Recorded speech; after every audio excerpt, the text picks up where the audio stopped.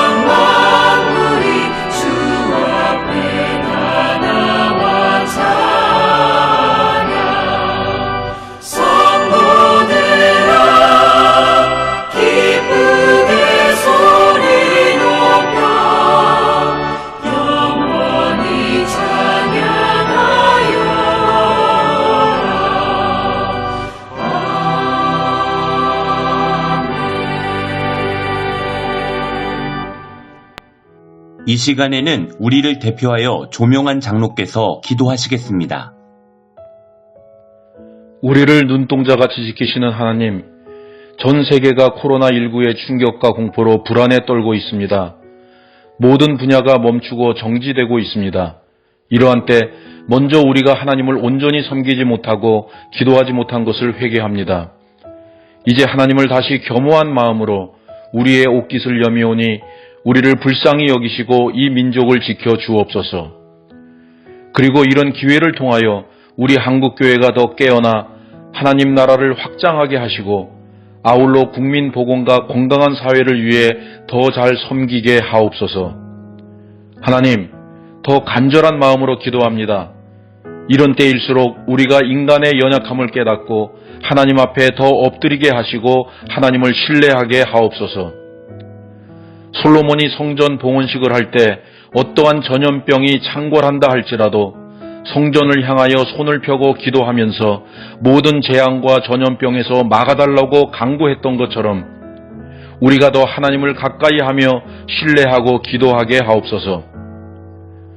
우리 내면의 불안과 두려움이 물러나게 하시고 몸과 마음의 면역 체계가 더 강건하게 하옵소서. 비록 몇 주 동안 교회에 모여서 예배를 드리지 못하고 있지만 절대로 믿음이 쇠퇴하는 일이 없도록 도와주시옵소서. 우리가 하나님께 드리는 기도와 예배가 우리 국민의 복원을 위한 제물들이 되게 하옵소서.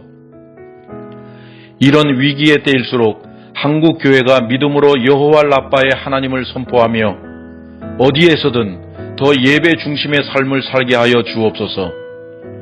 그리고 우리 모두가 왕적 제사장이 되어 영적 선포 기도를 하게 하시고 그 선포 기도를 통하여 코로나19를 근원적으로 퇴치하게 하옵소서. 특별히 우리의 어린 자녀들과 어르신들을 꼭 주의 생명싸개로 지켜 주옵소서. 한국 교회가 움트려들기보다는 오히려 시대의 영적 전사가 되어 담대한 믿음과 사랑으로 코로나19를 물리치는데 선구자가 되게 하옵소서. 우리의 기도와 믿음의 삶을 통하여 하나님께서 짧은 시일 내에 코로나 바이러스를 다 살균시켜 주옵소서. 소상공인들의 생업장이 따뜻한 봄을 맞이하게 하여 주옵시고 재래시장과 백화점이 북적거리게 하시고 주일이면 모든 교회가 예배자로 가득하게 하여 주옵소서.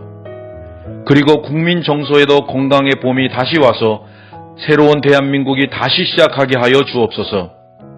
오늘 저희가 주님께 드리는 예배 기쁘게 받아주시고 말씀과 모든 예배 순서를 통해 위로와 은혜가 있게 하여 주옵소서. 이 모든 말씀을 예수님의 이름으로 기도드리옵나이다. 아멘.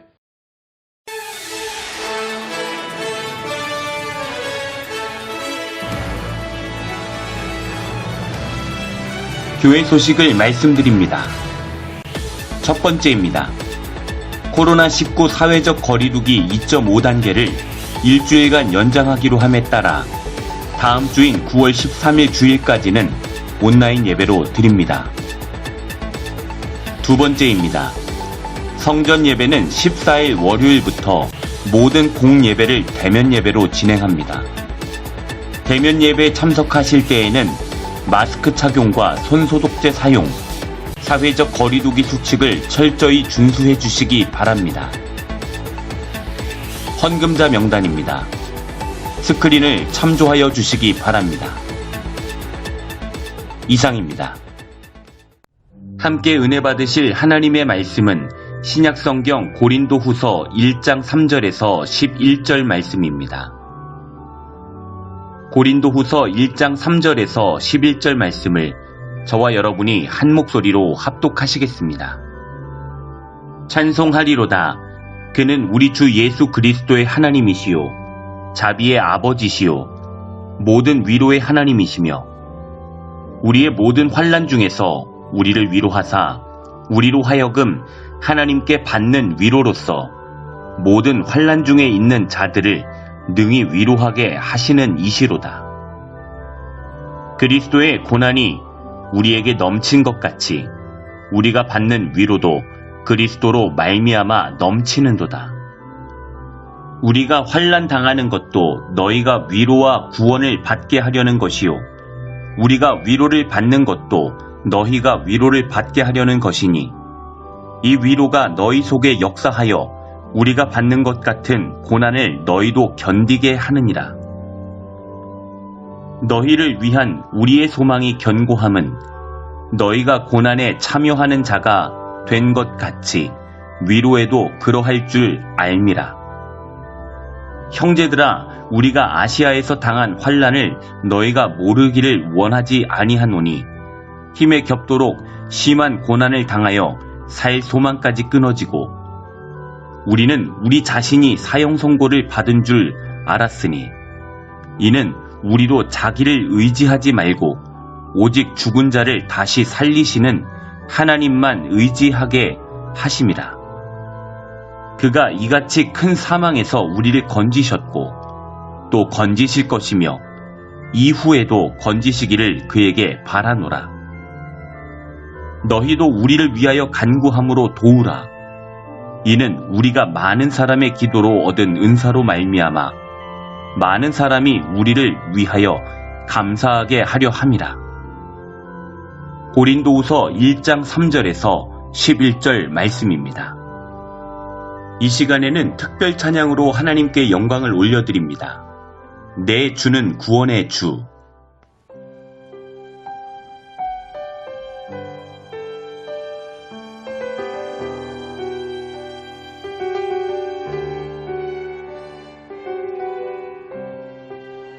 우리 모두 필요해 완전한 주 사랑 자비 베푸소서. 우리 모두 필요해 새 주의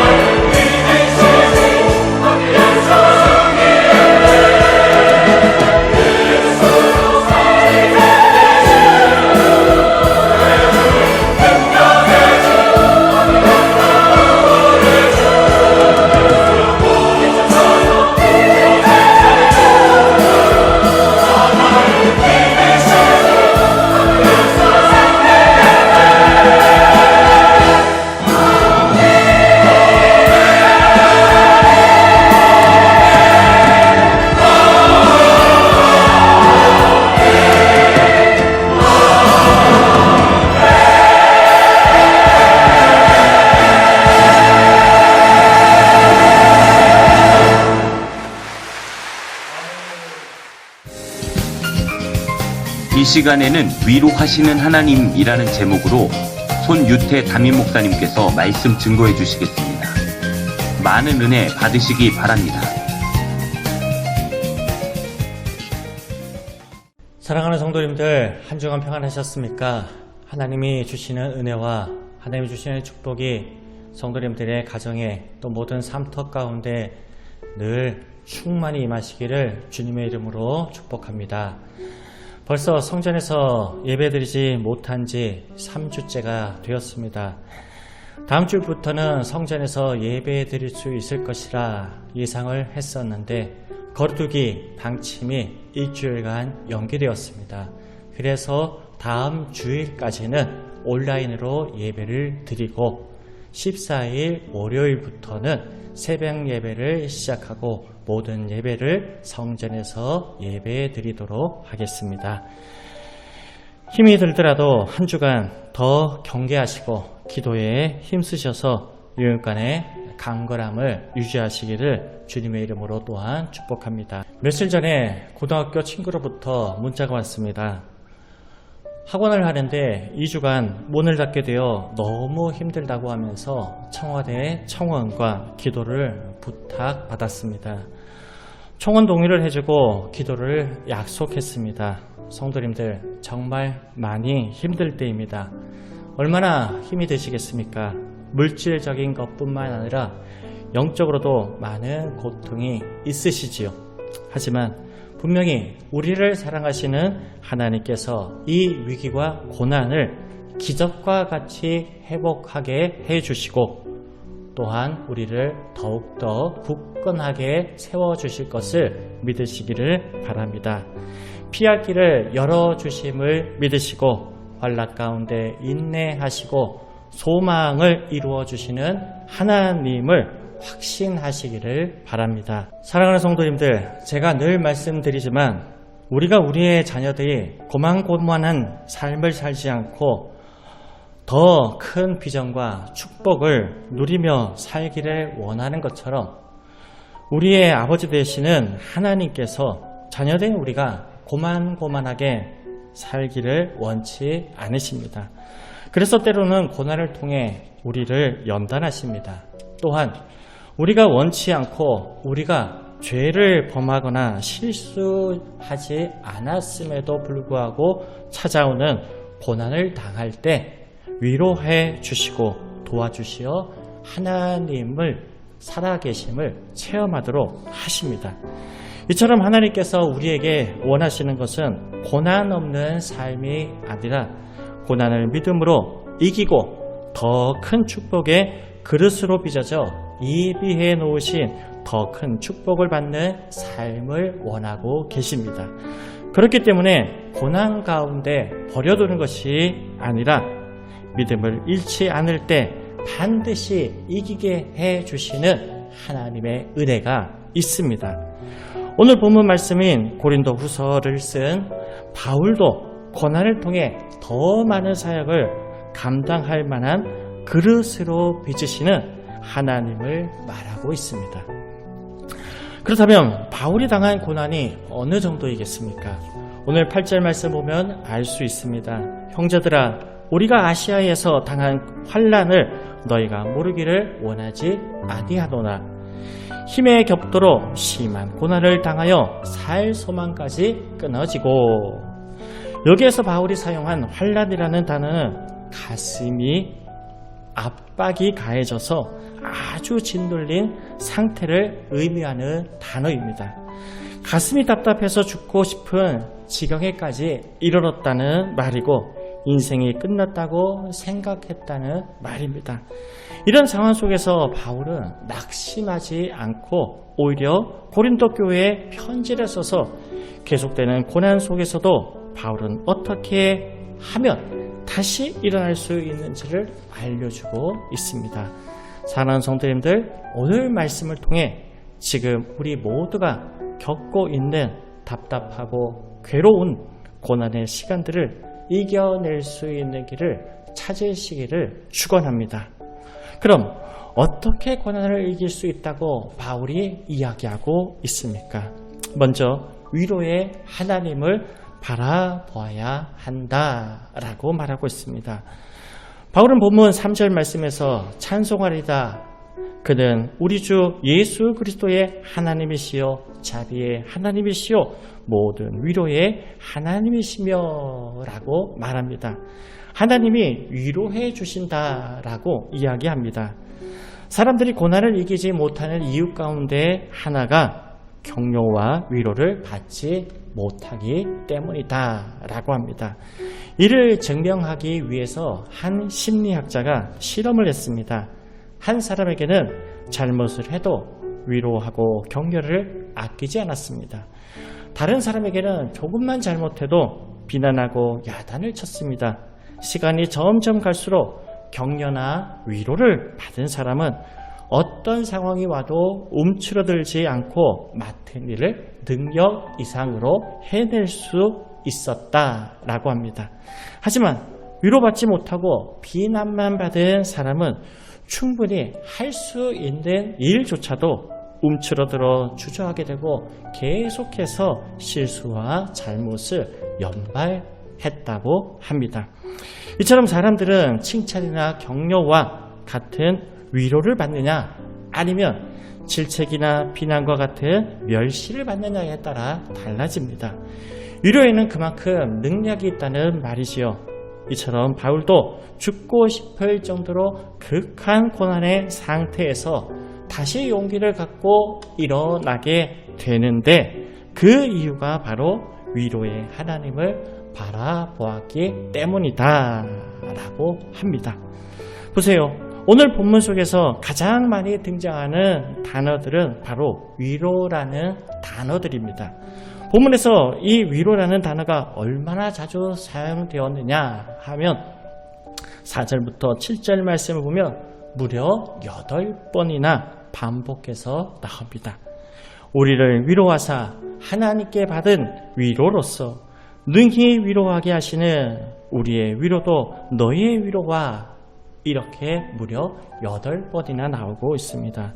그렇습니다. 사랑하는 성도님들, 하나님께서는 위로하시는 하나님이십니다.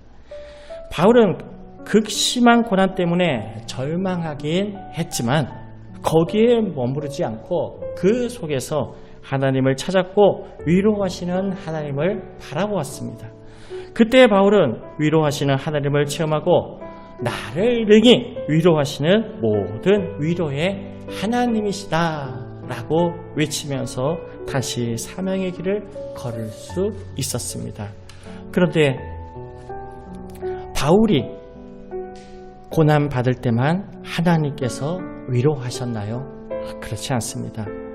하나님께서는 엘리야가 갈멜산에서 우상 숭배들과 대결해서 승리하였음에도 불구하고 쫓기는 신세가 되어 절망하고 원망하고 있을 때 하나님께서는 엘리야에게 천사를 통해 먹이시며 위로하셨습니다. 혼자가 아니라 바울에게 무릎 꿇지 않은 남은 자 7,000명이 있다. 너 혼자가 아니다 라고 하시면서 위로하셨습니다. 예수님께서 십자가에 달려 돌아가시자 낙담한 두 제자가 고향으로 돌아가고 있을 때 부활하신 예수님께서 찾아가셔서 예수님이 죽은 자 가운데 약속대로 다시 살아나셨음을 보여주시며 그들을 위로하셨습니다. 그때 이 두 제자는 예루살렘을 향하여서 다시 발걸음을 향하였습니다. 시편 40편을 보면 다윗도 사울왕에 의해 억울하게 쫓겨다닐 때 내가 여호와를 기다리고 기다렸더니 귀를 기울이사 나의 부르짖음을 들으셨도다 라고 했습니다. 그렇습니다. 성도님들, 부모는 자식을 위해 생명을 내어 놓습니다. 그것이 부모의 사랑입니다.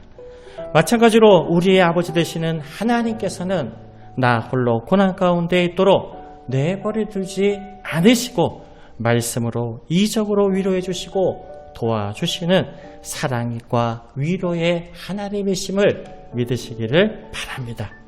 다만 이런 하나님의 위로와 도우심을 받기 위해 고난의 자리에서 하나님께 기도하고 하나님의 말씀을 묵상함으로 바라보아야 합니다. 그럴 때 다윗처럼 나를 기가 막힐 웅덩이와 수렁에서 끌어올리시고 내 발을 반석 위에 두사 내 걸음을 견고하게 하셨도다 라고 간증할 수 있습니다. 독생자 예수 그리스도를 내어주시면서까지 사랑하신 하나님은 결코 우리를 외면하지 않으시고 고난의 자리에 찾아오셔서 일어나라, 내가 너를 도우리라, 두려워하지 말라, 놀라지 말라, 내가 너와 함께 하리라 라고 위로하시고 또한 우리에게 도움의 손길을 내어주시는 하나님을 체험하시고 만나시고 음성을 들으시고 고난과 낭망의 자리에서 일어나는 하나님의 택한 백성들이 되시기를 주님의 이름으로 축원합니다. 두 번째입니다. 위로의 하나님을 의지할 때 고난에서 이깁니다. 오늘 성경의 말씀 9절에서 바울은 자신이 당하는 죽을 것 같은 고난 앞에서 이는 우리로 자기를 의지하지 말고 오직 죽은 자를 다시 살리시는 하나님만 의지하게 하심이라 라고 합니다. 쉽게 말씀드리면 사형선고와 같은 고난은 하나님을 의지하게 하는 것이다 라고 고백하고 있는 것이죠. 사람은 자신이 견딜 만한 고난 앞에서는 얄팍한 자신의 경험이나 지식을 활용하려고 합니다. 어지간한 절박한 상황이 오지 않으면 자존심 때문에 누구에게 부탁하지도 않습니다. 모든 것을 다 잃어버릴 때 그때에서야 비로소 자존심을 버리고 도움을 요청합니다. 사람에게만 그런 것이 아니라 하나님에 대해서도 우리의 교만한 본성 때문에 이 정도쯤이야 내가 해결할 수 있지 뭐 하면서 하나님을 찾지 않습니다. 하나님을 의지하지 못하고 예수님은 천국에 갈 때 필요한 분으로 생각을 합니다. 실패하고 넘어지고 극심한 고난이 와야 그제서야 하나님을 간절히 부르짖고 찾습니다. 성경에 쓰임받은 인물들도 그렇습니다. 아이성에서 실패했을 때 비로소 여호수아는 하나님 앞으로 나아갔습니다. 삼손도 블레셋에 의해서 두 눈이 뽑히고 사슬에 매어 온갖 조롱과 모욕을 겪으며 죽음이 닥쳤을 때 비로소 하나님 앞으로 부르짖으며 나아갔습니다. 다윗도 승리할 때보다 실패할 때 하나님을 더 찾았습니다. 시작에 와서는 갈릴리 호수에서 풍랑을 만난 제자들이 심한 풍랑으로 죽음의 목전에 이르렀을 때 그때 비로소 우리가 죽게 되었나이다 라고 하면서 주님을 깨웠습니다. 강립교회 원로 목사님이신 김선도 목사님은 처음부터 목회자가 되겠다고 하신 분이 아닙니다. 의학을 전공하신 의사셨습니다. 한국전쟁이 발발했을 때도 군의관으로 복무하고 계셨습니다. 그러나 당시 복무하고 있던 부대가 포위되어 전멸될 위기에 이르게 되었을 때 비로소 하나님께 이 전쟁에서 살려만 주신다면 목회자로 평생 헌신하겠습니다 라고 서원하신 이후부터 목회자의 길을, 순종의 길을 걸었다 라고 말씀하셨습니다. 사람들은 교만이라는 죄성 때문에 고난의 자리에 있어야 하나님을 찾습니다. 고난의 자리에 있어야 하나님의 말씀에 순종하게 됩니다. 그래서 하나님께서는 때로는 고난을 통해서 우리를 빚으시는 것입니다. 하나님을 바라보고 의지하고 순종하도록 말이죠. 그래서 하나님께서는 시편 119편 71절에서 고난당하는 것이 내게 유익이라 이로 말미암아 내가 주의 율례를 배우게 되었나이다 라고 말씀하시는 것이지요. 성도님들, 저는 아직 가보지 못했지만 제주도에 김영에 가면 미로 공원이라는 곳이 있다고 합니다. 이 미로 공원이라는 장소는 이름답게 키가 큰 나무를 촘촘히 심어 놓아서 한번 들어가면 길을 찾기란 쉽지 않다고 합니다. 처음 방문한 사람들은 얕보고 들어가서는 혼란에 빠진다고 합니다. 이런 혼란에 빠진 사람들이 쉽게 빠져나올 수 있는 방법이 있는데 그 방법이 무엇이냐 하면 바로 주변에 높이 서 있는 전망대를 바라보는 것이라고 합니다. 그러면 그 전망대에 있는 사람들이 때로는 큰 소리로 때로는 손짓을 하면서 길을 알려준다고 합니다. 미로에 빠진 사람들은 조망대의 사람들의 도움을 의지하며 인도함을 받을 때 비로소 애쓸 필요도 없이 혼란에서 빠져나오는, 위로에서 빠져나오는 사람이 될 수 있다라고 합니다. 성도님들, 고난과 절망에 빠져 있을 때 내 힘을 의지하지 마시기를 바랍니다. 주변을 돌아보지 마시기를 바랍니다. 오히려 미로에 빠진 사람처럼 더 헤매게 됩니다. 이럴 때일수록 고난당한 가운데, 혼란한 가운데 있을수록 어디에서든지 우리를 지켜주시는 위에 계신 하나님을 바라보시기를 바랍니다. 그래서 피할 길을 알려주시고 승리의 방법을 알려주시고 고난을 기회로 만들어주시는 하나님의 축복을 소유하는 주의 택한 백성들이 되시기를 주님의 이름으로 축원합니다. 기도하시겠습니다. 하나님 아버지, 이 시간 주님 앞에 나와 예배드리게 하여 주심을 감사를 드립니다. 성전에 모이지 못하고 각 처소에서 주님을 향하여 드리는 이 예배를 하나님께서는 기쁘시게 받아주실 것을 믿고 감사함으로 전심을 다하여 주님을 바라보며 예배드리오니 아버지 하나님 기뻐 흠양하여 주시옵소서. 이 시간 우리들의 삶을 하나님 앞에 내려놓습니다. 너무나 힘들고 어려운 고난의 시간들입니다. 우리가 경험해보지 못했던 너무나 힘들고 어려운 이 시간일수록 우리들은 더 큰 하나님의 위로가 있다는 것을 믿습니다.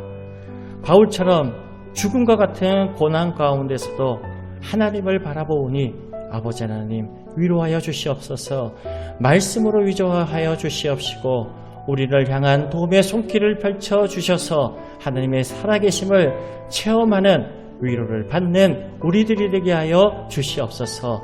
그리하여 사도 바울처럼 자리에서 다시 일어나 사역의 길을 걸어갈 수 있는 것처럼 우리들도 절망 가운데 빠져 허우적거리는 삶이 아니라 다시 한번 삶의 자리에서 일어나 하나님을 간증하며 찬양하며 영광 돌리는 복된 삶을 살아가게 하여 주시옵소서. 예수님의 이름으로 기도드리옵나이다. 아멘. 봉헌 찬송 390장 예수가 거느리신 일을 함께 찬송하시면서 준비하신 예물을 하나님께 드리겠습니다.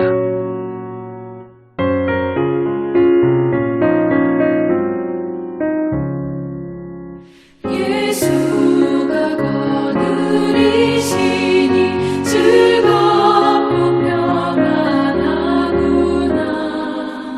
주야의 자고 깨는 곳 예수가 거느리시네. 주 날 항상 돌보시고 날 친히 거느리시네. 주 날 항상 돌보시고 날 친히 거느리시네.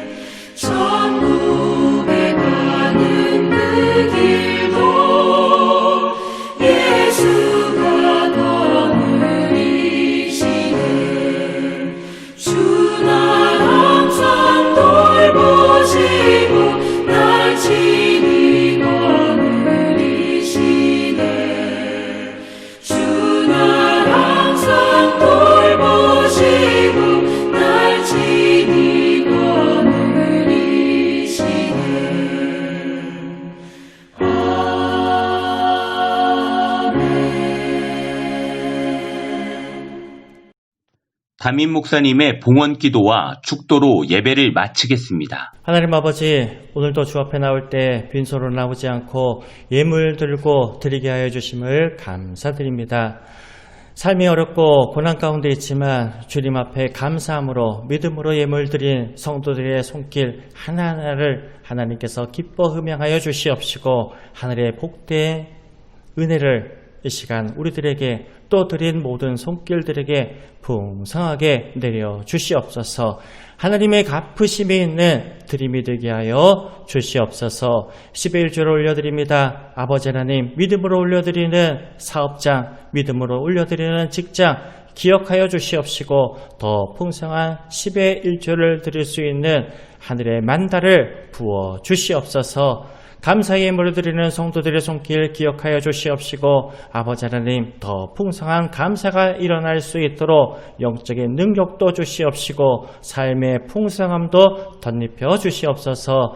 특별히 조재경 안수 입사님 생일을 감사하며 주 앞에 감사의 예물을 올려드렸사오니 늘 하나님께서 삶 가운데 동행하여 주시옵시고 평안하게 하여 주시옵시고 이 땅에 주신 생명의 기쁨을 늘 누리며 하나님의 사용해 주시는 복된 인생이 되게 하여 주시옵소서. 비전의 힘을 돌려드립니다. 하나님의 비전, 우리를 향한 또한 비전도 이루어질 수 있는 예물이 되게 하여 주시옵소서. 감사를 드리오며 이제는 우리 주 예수 그리스도의 은혜와 아버지 하나님의 극진하신 사랑하심과 성령님의 감화감동 역사 충만하심이 주 앞에 나와 예배드리는 모든 성도들 위해 한 주간의 삶 위에 지금부터 영원토록 함께 계시기를 간절히 축원하옵나이다. 아멘. 한 주간도 말씀과 기도로 승리합시다. 기독교 대한성결교회 금호교회